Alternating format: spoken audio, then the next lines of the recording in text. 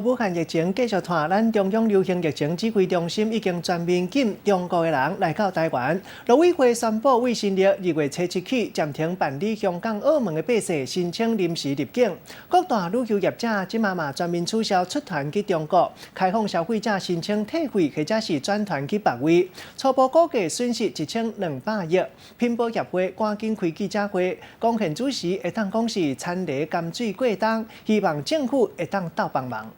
中国武汉肺炎的疫情一直在烧，中国大陆这边人士目前是全面禁止来台湾，国际邮轮嘛禁止入港。陆委会咧暗仔提出，对2月7日开始暂时停止受理香港、澳门民众申请临时入境，防止疫情。政府唔敢代议，观光产业是受到真大影响。所以加总在3月底以前，我想这个疫情已经造成我们旅游业界、观光产业界的。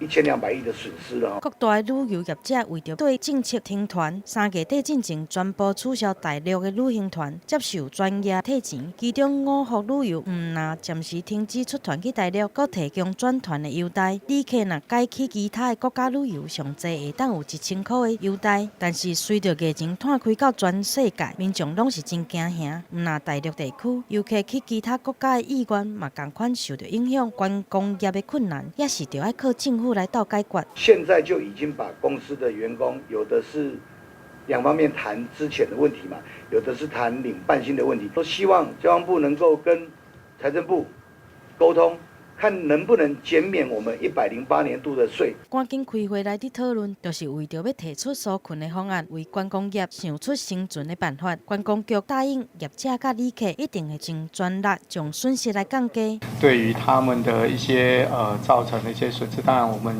原则上会先请依照这个相关的旅游定型化契约来做处理。那是不是会有额外的这种补偿啊等等？这个光局会再来做进一步的考量。全面展开防疫的行动，观光产业算是头一个受到影响的。一个短时间内是不是会当生存落去，就要看政府是安怎来斗相共。